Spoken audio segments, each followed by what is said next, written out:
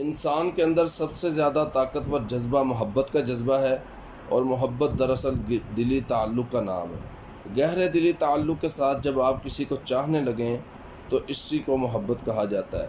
جب آپ کا دل ذکر کی طرف پورا مائل ہو جائے اور ذکر کی طرف جھک جائے تو سمجھ لیں کہ آپ کا ذکر محبت والا ذکر ہے۔ آج ذکر الہی بے اثر ہونے کی پہلی وجہ یہی ہے کہ ہمارا ذکر کے ساتھ وہ لگاؤ نہیں ہے جو ایک سچے مومن کا ہونا چاہیے۔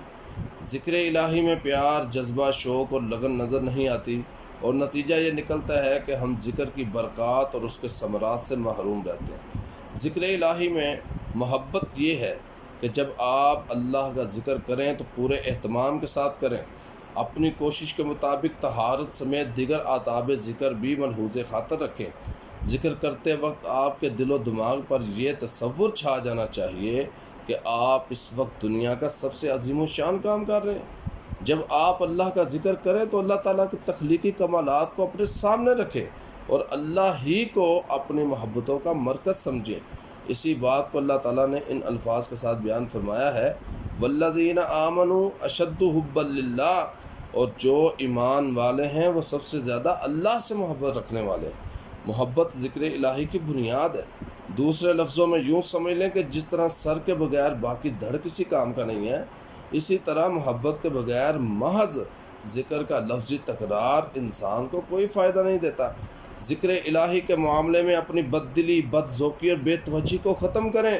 پورے ذوق، شوق، جذبے اور ولولے سے اللہ کا ذکر کریں۔ اللہ کے ہاں الفاظ کی قدر کم اور جذبات کی قدر زیادہ ہوتی ہے۔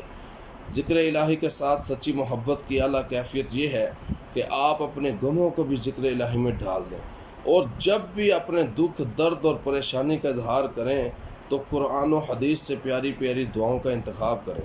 جس طرح حضرت یعقوب اور ایوب کے ساتھ ساتھ دیگر انبیاء اکرام علیہم السلام کی دعائیں قرآن پاک میں موجود ہیں، اور رسول اللہ صلی اللہ علیہ وسلم کی دعائیں صحیح احادیث میں بہت زیادہ موجود ہیں۔